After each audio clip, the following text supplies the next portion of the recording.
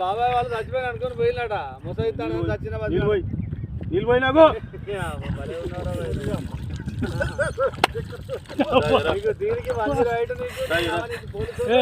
ఎందుకు పన్న వాళ్ళ